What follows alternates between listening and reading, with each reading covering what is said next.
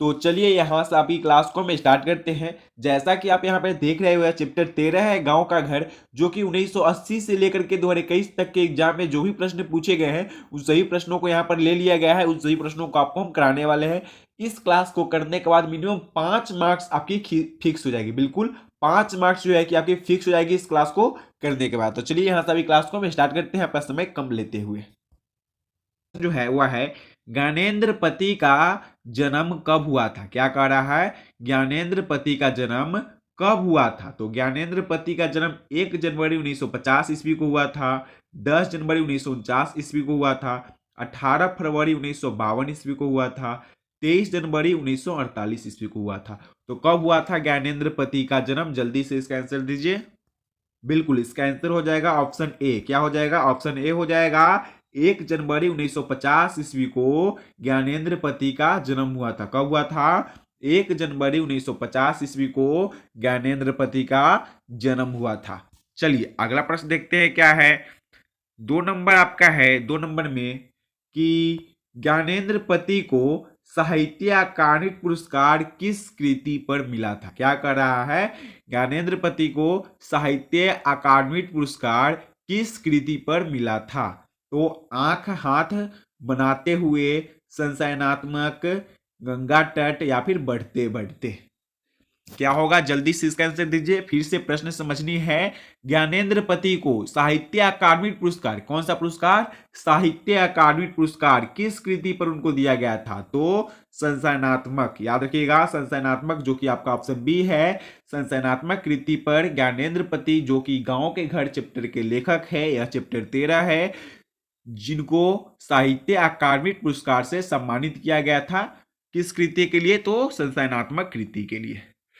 चलिए अगला प्रश्न देखते हैं क्या है। 3 नंबर में है आपका कि दूध डूबे अंगूठे के छाप किनके है। क्या कह रहा है, दूध डूबे अंगूठे के छाप किनके है। तो वह अंगूठा के छाप दादी के थे, माँ के थे, बूढ़े ग्वाला दादा के थे, या फिर इनमें से कोई नहीं, नॉन ऑफ दिस। तो क्या होगा इसका आंसर, जल्दी से दीजिए। बिल्कुल इसका आंसर हो जाएगा ऑप्शन सी हो जाएगा, बूढ़े ग्वाला दादा के थे। किसके थे, बूढ़े ग्वाल दादा के थे। याद रखिएगा, दूध डूबे अंगूठे के छाप किनके हैं, तो दूध डूबे अंगूठे के छाप बूढ़े ग्वाल दादा के हैं। चलिए अगला प्रश्न देखते हैं क्या है। अगला जो प्रश्न है आपका 4 नंबर में है कि ज्ञानेंद्र पति का काव्य नाटक है। क्या कह रहा है, ज्ञानेंद्र पति का काव्य नाटक है। तो ज्ञानेंद्र पति का काव्य नाटक क्या है, बढ़ते बढ़ते, भिनसार, या फिर गंगा तट, या फिर एक चक्र नागरी। तो क्या होगा इसका आंसर, जल्दी से दीजिए आप लोग। ज्ञानेंद्र पति का काव्य नाटक है, ज्ञानेंद्र पति का काव्य नाटक क्या है।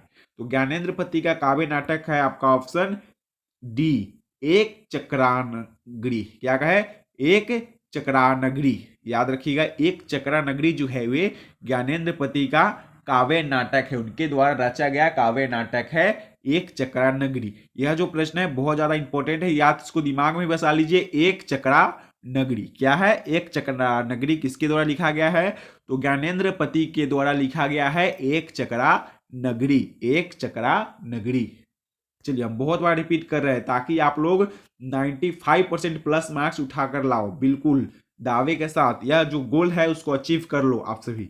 चलिए क्या है अगला प्रश्न, ज्ञानेंद्र पति को किस कृति पर साहित्य अकादमी पुरस्कार प्राप्त हुआ। क्या कर रहा है, ज्ञानेंद्र पति को किस कृति पर साहित्य अकादमी पुरस्कार प्राप्त हुआ। तो कवि ने कहा पर, या फिर भिनसार पर, या फिर संशयनात्मक पर, या फिर शब्द लिखने के लिए ही यह कागज बना है। क्या है, जल्दी से इसका आंसर दीजिए 5 नंबर का। बिल्कुल 5 का सी हो जाएगा आपका, 5 का ऑप्शन सी हो जाएगा, संशयनात्मक। क्या हो जाएगा, संशयनात्मक पर हो जाएगा। ज्ञानेंद्र पति को किस कृति पर साहित्य अकादमी पुरस्कार प्राप्त हुआ, तो संशयनात्मक कृति पर ज्ञानेंद्र पति को साहित्य अकादमी पुरस्कार जो है वह प्राप्त हुआ। चलिए अगला प्रश्न देखते हैं क्या है। अगला जो प्रश्न है वह है 6 नंबर में, ज्ञानेंद्र पति सरकारी सेवा में क्या थे। जो ज्ञानेंद्र पति है वे सरकारी सेवा में क्या थे, कारा अधीक्षक थे, या फिर क्या थे, डांडा अधिकारी थे, या फिर अभियंता थे, या फिर चिकित्सक थे। तो सबसे पहले इसको समझना है हमको, ठीक है ना। ज्ञानेंद्र पति जो है वे सरकारी सेवा में क्या थे, उनके पास सरकारी जॉब था, वे सरकारी सेवाकार थे। तो सरकारी सेवा में वो क्या थे, तो कारा अधीक्षक, क्या है, अधीक्षक। लिखा भी, टाइप भी ठीक से नहीं किया गया, लेकिन यहाँ पे याद रखिएगा, कारा अधीक्षक थे सरकारी। ज्ञानेंद्र पति सरकारी सेवा में, उनके पास सरकारी नौकरी थी, कारा अधीक्षक के पद पर वे सरकारी सेवा में उपस्थित थे। चलिए अगला प्रश्न देखते हैं क्या है। 7 नंबर, गांव का घर कविता के कवि कौन है। तो हम सभी इतना देर से पढ़ रहे हैं गांव के घर कविता के कवि कौन है, बिल्कुल ज्ञानेंद्र पति। इसका ऑप्शन बी हो जाएगा 7 का, ज्ञानेंद्र पति गांव के घर कविता के कवि है। क्या है, गांव के घर कविता के कवि कौन है, ज्ञानेंद्र पति। चलिए अगला प्रश्न देखते हैं क्या है। 8 नंबर जो है, 8 नंबर में है, गांव का घर किस कविता संग्रह से लिया गया है। तो गांव का घर जो है वह किस कविता संग्रह से लिया गया है। आंख हाथ बनते हुए से, गंगा तट से, कवि ने कहा से, या फिर संशयनात्मक से। तो कहां से लिया गया है, संशयनात्मक से लिया गया। याद रखिएगा, संशयनात्मक से लिया गया है। गांव का घर किस कविता संग्रह से लिया गया है, तो संशयनात्मक जो कविता संग्रह है वहीं से गांव का घर कविता को लिया गया है। चलिए अगला प्रश्न देखते हैं क्या है। अगला जो प्रश्न है आपका 9 नंबर में, कि ज्ञानेंद्र पति का जन्म कहाँ हुआ था। क्या कह रहा है, ज्ञानेंद्र पति का जन्म कहाँ हुआ था। उत्तर प्रदेश में, राजस्थान में, झारखंड में, हरियाणा में।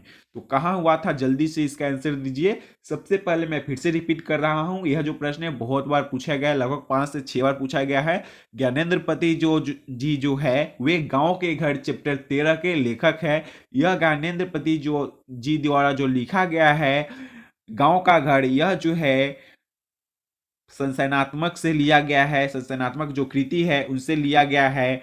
और ज्ञानेंद्र पति का जो जन्म है वह जन्म जो है, उनका जन्म झारखंड में हुआ था। याद रखिएगा, ज्ञानेंद्र पति का जन्म कहाँ हुआ था, झारखंड में हुआ था। और चलिए 1950 ईस्वी, जनवरी 1950 ईस्वी में हुआ था।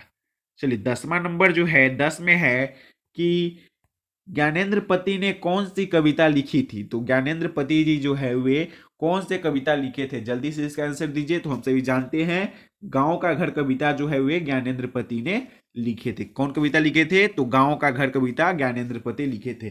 चलिए आज की क्लास में हम इतना ही करा पाएंगे, हम मिलेंगे नेक्स्ट क्लास में। तब तक के लिए आप लोग बने रहिएगा, क्लास को भरपूर कीजिएगा, एंजॉय से। जो भी सर क्लास देंगे उस तरह क्लास करते रहिएगा। चलिए आज के लिए इतना ही, मिलते हैं हम नेक्स्ट क्लास में, तब तक के लिए बाय। इसका जो बचा हुआ जो क्लास है, जो कि ऑब्जेक्टिव है, उसको हम बाद में अगले नेक्स्ट क्लास में करा देंगे। चलिए आज के लिए इतना ही, बाय।